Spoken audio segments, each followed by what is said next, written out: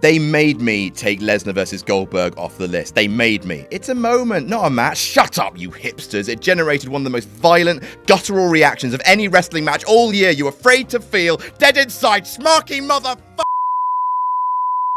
So we're rapidly approaching the end of the year, which means it's a time when all the pop culture sites look back over the bloodthirsty dickhead that was 2016 and start making their own top 10 lists. Well, in your face, jerks, we've been making top 10 lists all year. What is the point I'm making? Don't think about that though, think about this. I'm Adam from WhatCulture.com, and here are the 10 best WWE matches of 2016. Warning, opinions incoming. Number 10, the IC ladder match WrestleMania 32. Way back in June, when Andrew Sachs and Leonard Cohen were still with us, goddamn this year, we published a list of the best wrestling matches of the year so far from across all promotions. This match was number 10 then, and it's still number 10 now. Don't worry, the rest of the list is almost entirely different. Dad. Now, the Intercontinental title has seen a whole lot of loving this year. Owens-Ambrose at the Rumble was great. The Fatal 4-Way Extreme Rules is probably number 11 on this list. And there's one more we'll get into in just a little bit. Oh, what could it be? But this majorly memorable Manic Multi-Man Metal Mayhem match was as fun to watch as this sentence has been to say. It had a lot going on. A shock win, Sami Zayn going mental, Kevin Owens going dead. No one had a bad showing,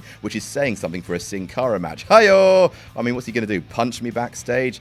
Probably yes. Most ladder matches are storyless plot fests, but the Zayn-Owens drama gave this match the emotional spine to elevate it above all other ladder matches this year and make it very nearly the best match at WrestleMania.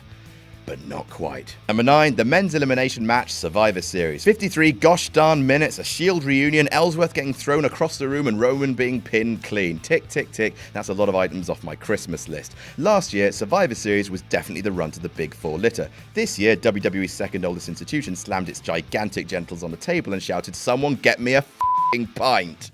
All the elimination matches were stellar this year, but purely for the sheer amount of stuff crammed into this behemoth of a match, the men's has to take its place on the list. You had that frog splash that turned into an RKO, Bray Wyatt getting the final pinfall, Chris Jericho's list getting destroyed. Yes, yes, yes.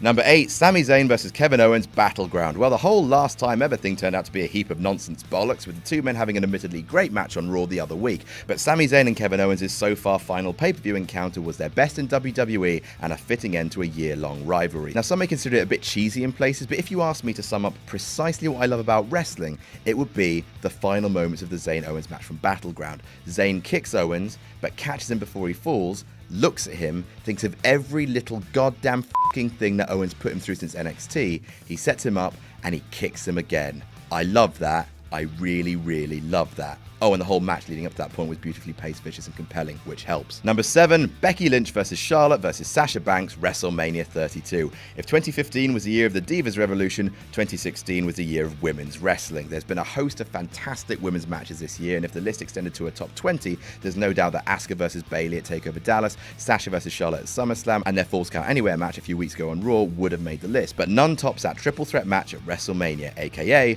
the best match on the whole card. Fight Me.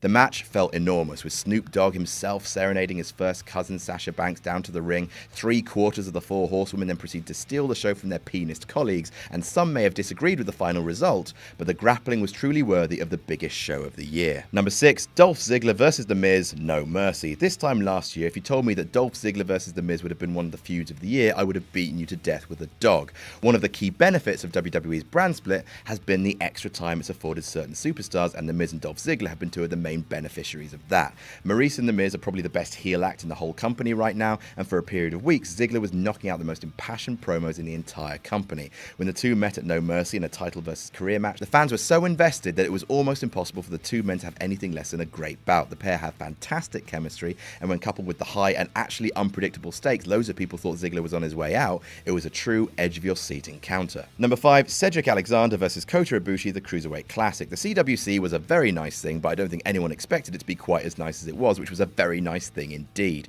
It featured a handful of matches that could have conceivably been Match of the Year candidates. The final between Gran Metalik and TJ Perkins, Johnny Gargano versus Tommaso Ciampa, Zack Sabre Jr. versus WCPW total legend Noam Dar, but it's the quarter-final match between Cedric Alexander versus the gold star of New Japan, Kota Ibushi, that just barely pipped the rest. Beyond the stakes of the CWC, there's not much story here, but there's enough. If you've ever wanted to see a top-quality Ring of Honor style match in WWE, WWE, look no further. It's false f***ing finisher clock, motherfuckers, with uncanny feats of athleticism to leave your boozles so bammed it'll never be right again. For anyone unfamiliar with either wrestler, the match made both men, with a crowd bellowing "Please sign Cedric" after the bell so loudly that Triple H came out from backstage to say, "Yeah, alright then." Number 4, The Revival versus #DIY TakeOver Brooklyn 2.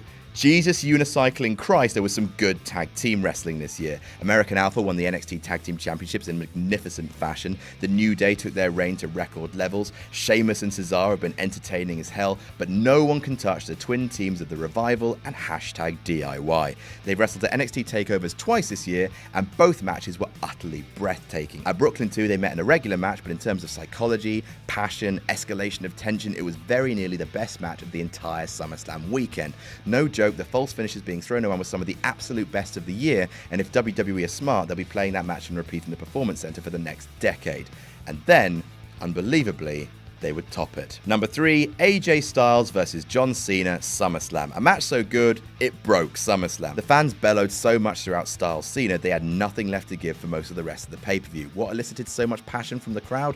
Well, some matches you love because they're breathless displays of star power and physicality. Some matches you love because they make a statement. This match did both. You see, normally, when guys come into the company and enter into a feud with John Cena, everyone gets very sad because they know what's going to happen. They might win one match, sure, but then big bloody big boy Big John will win 5 and they'll be sent back down the card. It's also known as the Rusev effect, the Kevin Owens effect, the Bray Wyatt effect, or the Umaga effect, and everyone thought it was coming for AJ Styles. But no, at SummerSlam, in the middle of the ring, clean as a fucking whistle, he pinned him.